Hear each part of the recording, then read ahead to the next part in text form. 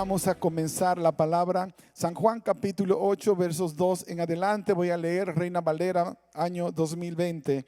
Reina Valera del año 2020. Esto dice la palabra. Por la mañana volvió al templo y todo el pueblo se le acercó. Y él sentado les enseñaba. Entonces los escribas y los fariseos le trajeron una mujer que había sido sorprendida en adulterio. La pusieron en medio y le dijeron: Maestro, esta mujer ha sido sorprendida en el acto mismo de cometer adulterio. Y Moisés nos ordenó en la ley apedrear a tales mujeres. Tú pues, ¿qué dices? Le preguntaban esto con la intención de ponerlo a prueba y tener motivo con que acusarle. Pero Jesús se inclinó y se puso a escribir con el dedo en el suelo. Como ellos insistían en preguntarle, se enderezó y les dijo: el que de vosotros esté sin pecado, sea el primero en arrojar una piedra contra ella. Jesús, volviéndose a inclinar, siguió escribiendo en la tierra. Y ellos, al oír esto, acusados por su conciencia, fueron saliendo uno a uno, comenzando por los más viejos hasta los más jóvenes. Jesús se quedó solo con la mujer allí en medio. Incorporándose Jesús y no viendo a nadie sino a la mujer, le preguntó: Mujer, ¿dónde están quienes te acusaban? ¿Nadie te condenó? Y ella respondió: Nadie, Señor. Entonces Jesús le dijo: Tampoco yo te condeno. Vete y desde ahora no peques más. Estamos cerrando la serie Odres Viejos, Vino Nuevo. El subtítulo para el mensaje de esta hora, para que lo puedas recordar, es gratis. Oramos. Padre, gracias por darnos la bendición de tu palabra y poder estudiarla con libertad. Ayúdanos a poder llevar claro el mensaje que tú tienes para nosotros, para nuestras vidas. Que nadie nos pueda robar lo que tú ya reservaste para nuestra casa.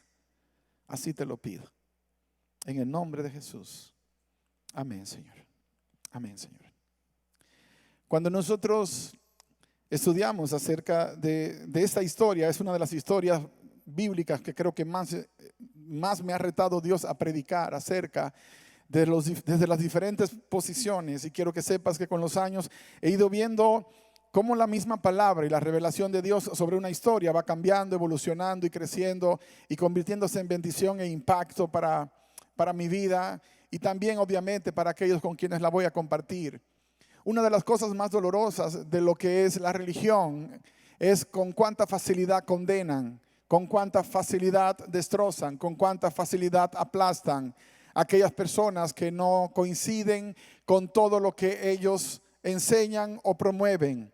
Cuando hablamos de religión hablamos de una cosa. Cuando hablamos del cristianismo en su esencia más pura, estamos hablando de algo completamente diferente. Jesús es la esencia del cristianismo, la praxis de todo lo que él enseñó. Pero del cristianismo se derivaron religiones completas. Y digo religiones completas porque aunque hablamos de que solamente el cristianismo se derivó, pero hay tantas subdivisiones que casi se convirtieron en una religión en sí. Si tú hablas con un hermano católico, apostólico, romano, él piensa que el catolicismo es una religión. Él no entiende que es una denominación. Porque la religión realmente es el cristianismo. Si hablas con los evangélicos, le preguntas: ¿de qué religión eres? Evangélica. No es una religión, es una denominación. Le preguntas a un pentecostal, él es de la religión pentecostal. No eres de la religión pentecostal, eres de la religión cristiana. Solo hay una subdivisión que los seres humanos crearon, porque no fue Dios que la creó, que se llama de esa manera. Ahora, ¿cuál es el denominador común de un religioso? La condenación.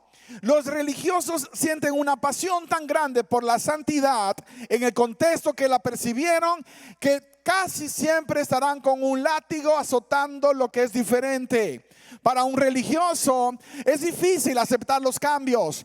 Me acuerdo cuando comenzamos Gracia, todavía estábamos con la mentalidad religiosa y fue difícil al principio porque les estoy hablando desde la perspectiva de un religioso en su temporada. No podíamos asimilar bien las baterías porque parecían satánicas. Oh, una guitarra eléctrica. No, eso era como la encarnación del diablo. De hecho, a mí me dijeron que el diablo inspiró la guitarra eléctrica y por años yo creía que el diablo la había construido y que tenía la franquicia y que las vendía porque alguien me plantó una idea religiosa. Cuando tú tienes una idea, pregúntate de dónde viene antes de compartirla, porque muchas veces te darás cuenta que ni siquiera la leíste en la Biblia. Hay tantas cosas que la gente dice que la Biblia dijo que la Biblia nunca dijo. Usted ha escuchado gente que dice, la Biblia dice, Dios dice, ayúdate que yo te ayudaré. Mentira, eso no está en ninguna parte de la Biblia. Se la inventaron. Otra parte, al que madruga, Dios le ayuda. No está en la Biblia. Se la inventaron. Pero nosotros repetimos porque de alguna manera quedó grabado que Dios lo había dicho. Ahora, cuando ves una persona que se equivoca, y lo primero que tú haces es tratar de destruir a esa persona porque se equivocó, esa es señal número 1 de que eres un religioso. Cuando ves a una persona que se cae y tu primera impresión es extenderle la mano para levantarlo, esa es señal de que Dios está logrando reproducir su imagen en ti, porque gracia y misericordia vienen del corazón de Dios, no vienen del corazón del hombre. Hay una historia que desde muy chico, bueno, yo tenía 17 años, hoy tengo 50, pronto voy a cumplir 51 en el mes de mayo. El chino me lo recuerda todo el tiempo porque es el mismo día de su cumpleaños. Ella tiene como 3 cumpleaños en línea para celebrar, uno en la mañana con la familia, otro al mediodía con los amigos. El hombre está con mentalidad de empresario, él está calculando cuántos regalos puede conseguir si hace un cumpleaños en la mañana, uno al mediodía y uno en la tarde. Yo bendito ya no tengo que preocuparme porque nadie me regala nada, porque cuando hacemos el cumpleaños vienen con puros regalos para el chino, así que yo estoy bien con eso. Le dije a mi esposa, no me hagas el cumpleaños el mismo día que el chino, salgo perdiendo. Invéntate otro día y celebramos con los amigos, pero por favor. Ahora, el cuadro con esto es que mientras hemos estado creciendo como ser humano, en mi caso, yo pensando en lo que ha sido, los elementos que han sido significativos para mi vida, la familia que tengo, y me vuelvo hacia atrás y digo, wow, hay historias que me marcaron. Y la historia de este muchacho, Len, fue una de las historias que me marcó. Un chico cristiano. Porque esa es la cosa que a veces nosotros pasamos por alto. Se nota la gracia de Dios en una persona cuando Dios ha sido parte de su proceso y no se avergüenza de contarlo y de compartirlo. Len, uno de los mejores jugadores en la escuela, de repente se convierte en una superestrella de baloncesto de escuela secundaria. Luego entra a la NCAA y se convierte en uno de los más grandes jugadores de todos los tiempos. Ahora, ¿dónde estaba su grandeza? En su relación con Dios. Parecía que Dios lo estaba empujando. Y yo quiero compartir este video. Es la primera vez que pude detenerme a ver algunos de los highlights de la vida de este muchacho. Y sentí compartir con ustedes este momento. Por favor, compartan este video, muchachos. Got it! Len Bias with 35 points and Maryland is back on top. Bias has it here, and that's what I mean. If he gets the ball, he's going to score. 16-10 remaining here in Raleigh. Here's Bias with a high-looping jump shot, and Muralde, he's got to be the best baseline shooter in the world. Not a good pass that time by Hammonds, and Bias comes out for the steal. Nice move by Lenny Bias. Speedy Jones, down speeding inside. Bias turns, shoots, and hits again. Bias finally gets the ball low where he wants it, and that is his shot at the baseline.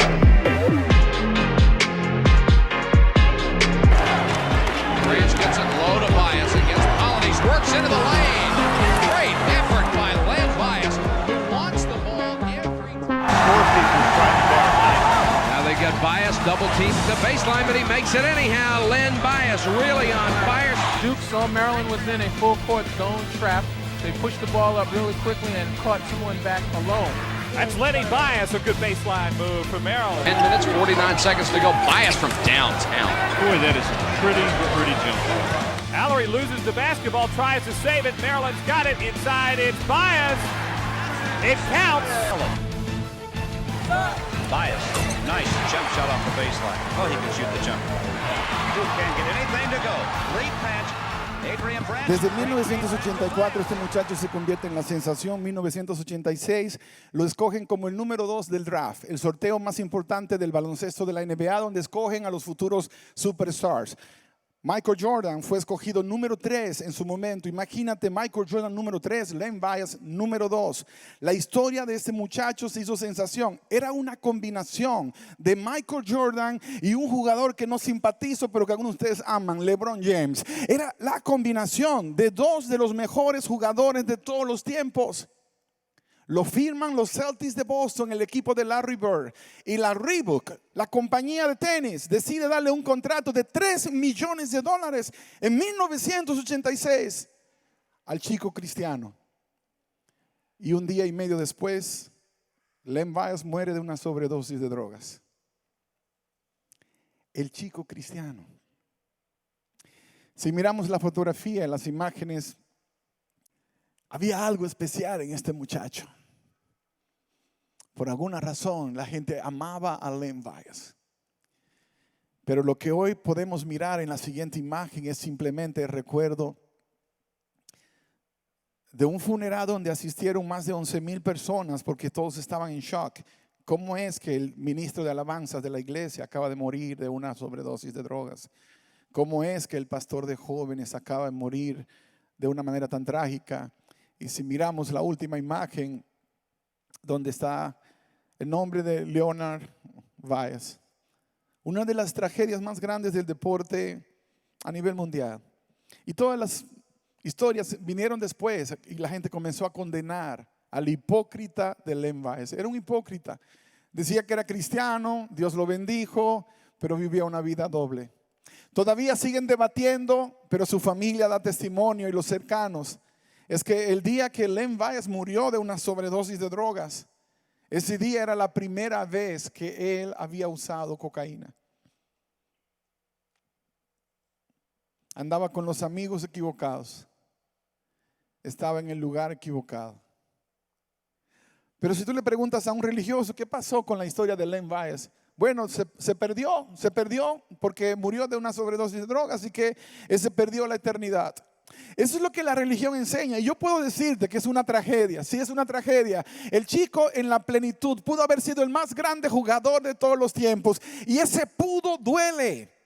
Ese pudo haberlo logrado duele. A ti como padre, a mí como padre, a nosotros como seres humanos nos duele cuando vemos a alguien que pudo haber llegado, pero no llegó, no lo logró. Ahora, ¿cuál es la parte que yo como cristiano debería hacer en un caso como ese? No es tomar el látigo y destruir y destrozar. Claro que vamos a corregir. Claro que cuando lo hiciste mal hay que jalarte la oreja. Pero no significa que no te vamos a amar. Yo no sé cuál fue el último instante de la vida de Len. Es muy probable que mientras él estaba batallando entre la vida y la muerte, él le dijo: Señor, perdóname. Metí la pata, cometí un error. Y cuando nosotros estemos en el reino de los cielos, cuando Dios establezca su reino, a lo mejor jugaremos un partido de básquetbol con Len Bias en el equipo y nos contará la historia. Y a lo mejor va a decir: fui un cabezón, jugué con mi salvación, le fallé a Dios, pero la misericordia, la gracia de Dios es tan grande que a pesar de mi error he recibido la oportunidad de vivir para siempre con Él. La religión no da espacio para eso. La religión suma y resta, y es muy buena en dividir, pero muy pobre en multiplicar lo poco que tengo y ponerlo en las manos de Dios. Yo no sé cuál era la historia de la muchacha que San Juan capítulo 8 presenta, y quiero que sepas que uno de los grandes debates acerca de la historia es que muchos predicadores la han presentado como María Magdalena, pero no hay un solo versículo en la Biblia que pruebe que ella era María Magdalena. No hay un solo versículo, y si lo encuentras, por favor, te voy a dar un regalo, no sé qué, pero te lo voy a dar, encuéntralo y tráemelo. Pero he leído la Biblia en varias ocasiones buscando exactamente evidencia, pero no hay. Y yo dejé de buscar porque dije, ¿por qué ando buscando que sea María Magdalena? ¿Por qué no mejor dejar la historia como está? La mujer pecadora, la chica pecadora como la describen allá. Ahora, hay detalles acerca de la historia de la muchacha que si tú lees los versículos 3 y 4 salen de inmediato. Dice, entonces los escribas y los fariseos, los religiosos, le trajeron una mujer que había sido sorprendida en adulterio. La pusieron en medio y le dijeron, maestro, esta mujer ha sido sorprendida en el acto mismo de cometer adulterio. Nota lo que es la mente religiosa y cuánto se inventan las cosas y son buenos en la parte de creatividad. Por eso son tan creativos difamando, son tan creativos dañando la reputación de otras personas, porque se basan en su propia opinión de las cosas. ¿Qué es adulterio en la Biblia? Adulterio es que una mujer casada se meta con otro hombre. Eso es adulterio en la Biblia. No era adulterio que un hombre casado se casara con otra mujer, porque en el contexto en que se escribió la Biblia, los matrimonios tenían características muy distintas a las nuestras. Estaba el caso desde los tiempos de Abraham hacia acá de gente que tenía 2, 3, 4 esposas. Cuando la Biblia se escribe era el mismo problema. Así que no era adulterio que el hombre se casó con otra mujer. No lo era en el contexto bíblico, pastor, pero entonces está bien que hoy podemos casarnos con varias mujeres. Estoy hablando del contexto bíblico. No te estoy trayendo la Biblia hasta acá, pero en la cultura judía, hasta el año 950 todavía se practicaban los matrimonios múltiples. Jesús estaba hablando en ese contexto. Así que la mujer que encontraron en adulterio no era adúltera. ¿No era qué? No era adúltera, porque si hubiese sido adúltera tendría que tener esposo y ella no tenía esposo. Entonces, ¿qué era, pastor? Hay una definición de la palabra fornicación que viene precisamente del mismo griego y hebreo, y es una forma de depravación sexual. Y aquí voy a romper un odre y aguántese, o me aguanto yo que me voy a querer apedrear. Una persona que vive con otra persona y no se han casado legalmente no son fornicarios. ¿No son qué? Fornicarios. Nosotros los religiosos en una época mirábamos a una pareja que no estaba legalmente casada y los mirábamos como leprosos. Oh, esos son fornicarios, no están casados. Uy, no se han casado, son fornicarios. No, fornicar es depravación sexual. Lo que hace una prostituta que se acuesta con uno, con uno, con uno y con uno. O lo que hace un prostituto que se acuesta con uno, con una, con una, con una. Eso es fornicación. Pero hay parejas que están en esa iglesia, en ese momento, que no se pueden casar porque ni siquiera tienen un acta de nacimiento de su país y no hay ninguna corte que los va a casar acá, y son cristianos y son fieles y son un gran testimonio. ¿Les voy a llamar adúlteros o fornicarios? No, que te reprenda Dios cuando pienses de esa manera. ¿Es el ideal que tú puedas legalmente arreglar tus cosas? Claro que sí, porque si no vas a perder derechos y privilegios. Pero ese no era el caso. Es probable que esta muchacha había estado de mano en mano. Ella era la víctima, ella no era la victimaria. Ella no era la mala. De hecho, es muy probable que algunos de los fariseos que la estaban acusando son los mismos sin gracia que se acostaron con ella. Es muy probable porque de hecho cuando Jesús más adelante, y ustedes conocen la historia, comienza a escribir en el polvo y escribió, nadie sabe qué escribió. Yo soy de los que creo que a lo mejor escribió los nombres de alguna de estas personas, pero que la Biblia por misericordia no los muestra como tal. Ahora, pastor, estamos entrando en un tema que es bastante complicado. Claro que es complicado porque no es lo convencional. Investiguen la historia desde cuando el matrimonio moderno es matrimonio, cuando se comenzó a firmar un contrato, cuando la palabra comenzó a fallar. Pero antes no era así. Antes era suficiente con la palabra, antes era suficiente con el compromiso, pero los tiempos cambiaron y vivimos en la tragedia donde necesitas un contrato por si el desgraciado te abandona, no te vaya a dejar sin nada, para que te protejas por la ley. Y aún así la ley tiene provisión para protegerte, aún después de un tiempo. Ahora, volviendo a la historia, teológicamente hablando, hay un problema. No había adulterio, era un montaje, era una historia cruel de un grupo de religiosos queriendo destruir a Jesús y usando a esa muchacha como carnada. Eso hace la religión. La religión está acabando con el nombre de Jesús. La religión está destrozando el nombre de Jesús. Hay gente que no va a la iglesia ni siquiera porque tuvo un problema con Dios, sino porque los religiosos hemos dañado la imagen de Dios en sus vidas, en sus corazones. Yo les conté en una ocasión que yo era monaguillo en la parroquia Santa Clara, en mi barrio, en el Sánchez Bermúdez.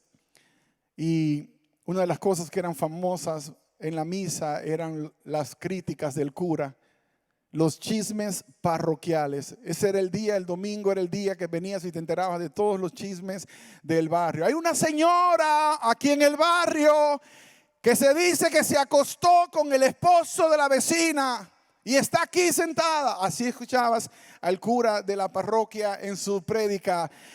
El político fulano. Eran más políticos que los políticos. Y veo que los evangélicos están quitando la corona a los curas de antaño y están más metidos en la política que en predicar del reino de Dios y del evangelio. Pero cuando yo entro un poco más y veo la pasión con la que esa gente quería que Jesús diera una sentencia. Por favor, la ley dice, la ley exige, la ley demanda. Y Jesús, tranquilo, ahí se levantó y le dijo: muy bien, está bien, pero el que de ustedes esté sin pecado, por favor que sea el primero en arrojar la piedra contra ella.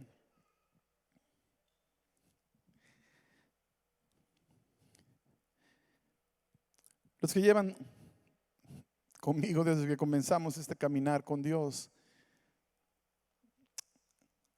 están bien conectados con varios aspectos de mi vida. Mis logros, mis fracasos, están todos encajados básicamente en el corazón de ustedes, pero no desde la perspectiva de un perdedor, porque les he contado las cosas para que vean que se puede salir adelante, que se puede triunfar. Pero estaba haciendo revisión esta semana, fui a mi barrio. Uno de los muchachos me decía: ¿por qué no grabamos un video acá contando un poco de esos detalles de la historia? En algún momento, uno de los proyectos que tengo en el corazón es hacer una historia para Netflix, una serie basada en A pesar de todo. Y no solamente será mi historia, sino las historias de las personas que de alguna manera Dios conectó conmigo a lo largo de mis años. Pero en la misma parroquia donde yo serví, en una ocasión llegó una muchacha a la parroquia y el sacerdote acabó con ella ese día, la destrozó. Ella llegó un poco borracha, pero llegó. Era un funeral de un pariente, pero ella llegó a la iglesia, ahí estaba. Y él le dio con todo. Dijo: hay gente aquí que vienen, son tan descarados que vienen borrachos a la iglesia. Borrachos, qué vergüenza. ¿No les da vergüenza venir aquí borracha? Sabemos su vida, sabemos cuán promiscua es su vida. Pero aquí están. ¿Cómo puede ser que no entiendan que ese es un lugar sagrado? La iglesia era tan santa que los pecadores no podían entrar. Entonces imagínate quién iba a entrar, porque era tan santa que los pecadores no encajaban como tal. Y allí fue donde yo hice mi primera comunión. Y yo me acuerdo la cultura que fue subiendo cuando el diácono me estaba haciendo el examen del catecismo. No sé cuándo hicieron el catecismo, cuando eran muchachos, pero cuando me estaban haciendo el examen, hubo un chico, un chismoso del barrio. Cuando el padre, el diácono dijo, a partir de ese momento tienen que dejar la vida de pecado. Y como los cibaeños hablamos muy mal el español, el chico le dijo, padre, él no puede hacer la primera comunión. Me acusó. Yo tenía 7 años, era un ángel caído, pero era un ángel. 7 años. Y este muchacho me está acusando de que yo no podía hacer la primera comunión. Y el argumento que presentó es que el padre dijo que no podíamos pecar y él entendía que no podíamos pescar. Y a mí me gustaba pescar. Yo iba al río a pescar. Y como yo era pescador de pequeño, yo iba al río con un saco, agarrábamos todos los peces pequeños de la orilla, los montábamos en una lata con agua y los vendía a 5 centavos. Fue mi primera empresa, vendedor de peces a los 7 años. Ahora no me querían dejar hacer la primera comunión porque era un pescador, no porque era un pecador. Ahora, a esa muchacha el padre la destrozó. Él nunca entendió el rostro de aquella muchacha de dolor. Él no sabía lo que había detrás. A lo mejor lo pudo haber prevenido porque apenas unas semanas después entraron 3 personas al barrio. Eran 2 personas que entraron y 3 que lo encuentran a mitad de camino. Entre los 3 estaba ella, la muchacha que el padre literalmente echó de la iglesia unas semanas atrás. Ahora ella con 2 asaltantes fueron para asaltar a esos 2 visitantes del barrio. Y de repente, mala noticia para ella y para ellos, uno era cinturón negro en karate y se defendió como todo un campeón y le dio una paliza a los 2 compañeros de ella, pero en un momento resbaló y se golpeó con la calzada. Y por un instante que estuvo inconsciente, ella tomó el puñal y lo asesinó. Esa mañana yo la recuerdo. Todo el mundo estaba hablando del karateca que mataron la noche anterior. ¿Qué hubiese pasado si el cura la hubiese tratado con misericordia? ¿Qué hubiese sucedido si la hubiese tratado con amor? Porque ella misma contó, jamás volveré a entrar a una iglesia, jamás volveré a entrar a una iglesia. Su vida no mejoró, fue de mala en peor. Y cuando tú lees la historia de la mujer pecadora, ella jamás iría a la iglesia que ese día la quería apedrear. Ese día ellos exigieron apedrearla según la ley de Moisés, que también era una mala interpretación. Ellos exigieron la muerte cuando debieron haber pedido la vida. Ellos exigieron condenación cuando debieron haber peleado por la salvación. Estaban confundidos en cuanto al evangelio. A nosotros no nos mandaron para condenar al mundo, a nosotros nos mandaron a salvar al mundo. Nos mandaron a levantar al cordero, nos mandaron a anunciar buenas nuevas, nos mandaron a salvar gente, no a matar. Y no importa si luego se van a otra iglesia, ya se salvaron. Ese no es nuestro reino, es el reino del Dios Todopoderoso. A eso nos mandó Dios. A eso nos mandó. Ojalá el cura hubiese preguntado un día por qué su vida era como era. Ojalá lo hubiese hecho. Cuando yo la invité a mi iglesia a la que yo asistía, al principio no quiso ir, pero luego me acompañó, llegó a la iglesia, pero también era una iglesia religiosa, súper religiosa. Ella se sentó en la parte de atrás y hubo gente que la conocía y no se quisieron sentar a su lado.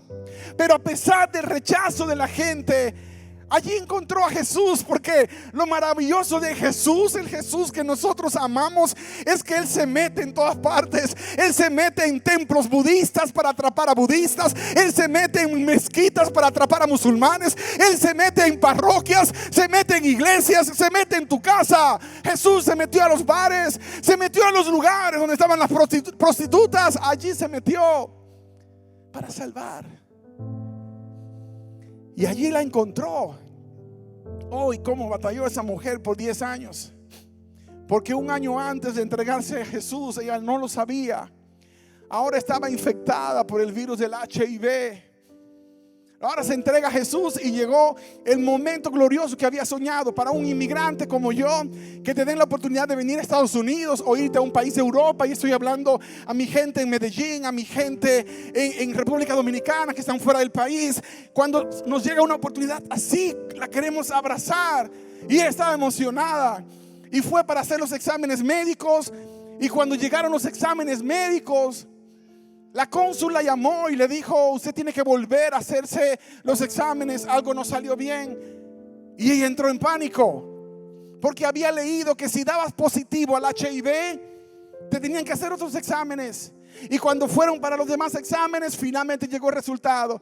Y uno de esos médicos fríos, porque a veces ponen a un lado la humanidad, le dijo: le tengo malas noticias, usted es paciente de SIDA, estas son sus opciones, difícilmente podrá emigrar a los Estados Unidos. Y entonces me acuerdo que el médico me dio la oportunidad de entrar. Yo entré al lado de ella y con lágrimas me dijo: me acaban de dar la peor noticia de mi vida. Y yo le dije: ¿cuál fue? Me dijo: me acaban de decir que tengo SIDA. Y él luego me contó los detalles. Y yo la ministré. Yo tenía 21 años en el momento, estaba a punto de irme del país a estudiar mi carrera en teología. Y yo la ministré, yo le hablé de lo que Dios hacía con el ser humano. Le dije: mira, tu vida fue una vida horrible. Ella mató a más de una persona. Ella vivió en prostitución. Ella vivió en drogadicción, alcoholismo, todo lo horrible que puedes imaginar. Ella lo experimentó. Y ahora que se entrega a Dios, un año después, la buena noticia es que tiene SIDA. Qué buena noticia. Te vas a morir. Y más en un país como República Dominicana. Ella peleó como una guerrera por 10 años. Y cuando ya estaba a punto de terminar su carrera, yo tuve la bendición de llegar a la casa. Era un día de oración nacional, me invitaron a predicar a mi país y yo aproveché para ir y me senté con ella. Y hablamos en intimidad. Yo le hice preguntas, tenía curiosidad. Fue ahí que me enteré que ella mató a ese hombre, el karateca. Ahí me enteré que ella mató al hombre que la abusó sexualmente cuando tenía 11 años. Al cura no le importó. Al cura no le importó saber su historia. Y yo estaba preguntando eso. Si el cura la hubiese amado, si la iglesia la hubiese abrazado, ¿cómo hubiese sido la historia de mi mamá? ¿Cómo hubiese sido? Algunos de ustedes conocen la historia de mi mamá, pero cada vez que encuentro algo como esto, digo: Señor, ayúdame a huir de la religión. Por eso te digo, si tú no crees que esta iglesia es para ti, busca una que sea para ti. Pero no seas piedra de tropiezo para alguien que necesita a Jesús. Porque acá estamos convencidos que el único que puede cambiar la vida de una persona es el hombre que le cambió la vida a la mujer pecadora allá en San Juan capítulo 8, cuando le dijo: ¿dónde están los que te acusaban? ¿Dónde está el cura que te estaba condenando? ¿Dónde está el sacerdote? Y ella miró y vio que todos se habían ido. Entonces dijo: Señor, se fueron todos. Y yo me imagino que Jesús le sonrió en ese momento y le dijo: yo no te condeno. El que tiene la autoridad para condenarte no te condena. El que tiene la autoridad para destrozarte no lo está haciendo. Levántate, le dijo, y vas a vivir una vida lejos del pecado, porque ahora ya no vas a ir tú sola, ahora vamos a ir juntos. Iglesia amada, esa es la misión de Gracia. Por eso no nos vamos a cansar de contarle al mundo entero que no importa de dónde vienes, no importa cuál ha sido tu trasfondo, no importa cuántas veces te caíste, tenemos una buena noticia. Gracia no es religión, gracia es salvación en Cristo Jesús. La gracia da lo que yo no merezco. La gracia da lo que no me tocaba. Me da una vida 100 veces mejor y luego me da eternidad. Que se enteren en todas partes. Nuestros jóvenes deben crecer que hay gracia. Si uno se cae, nuestra parte es corregir, sí, porque la gracia corrige, pero ama, abraza. Y todo lo que Dios quiere es lo que ella ese día mostró: arrepentimiento. Arrepentimiento. Que puedas pedir perdón por tus pecados que pidas perdón por las fallas que has cometido y que le puedas dar a Dios una oportunidad para restaurar y cambiar tu vida. Te voy a pedir que te pongas en pie con nosotros y vamos a cantar juntos esta alabanza. Mi iglesia allá en Medellín, ustedes también acompáñenos allá en República Dominicana, allá en Atlanta, allá en Nuevo México. Les invito para que también se unan con nosotros en este tiempo, en este momento, porque mi respuesta al amor de Dios, mi respuesta a la bondad de Dios, es un cántico que sale del corazón, es una alabanza genuina y sincera que solo yo puedo dar, porque solo yo atravesé por ese camino tan especial. Y mientras hacemos este momento de adoración, le vamos a ofrendar a Dios la mejor de todas las ofrendas. Dos jóvenes que hoy han decidido entregar sus vidas a Jesús y ser bautizados como Dios manda en su palabra, en el nombre del Padre, del Hijo, del Espíritu Santo, aceptando la oferta maravillosa de una vida nueva y una vida eterna en Cristo Jesús. Padre, te entregamos esta alabanza y te entregamos esta ofrenda, y también nos entregamos nosotros en el nombre de Jesús.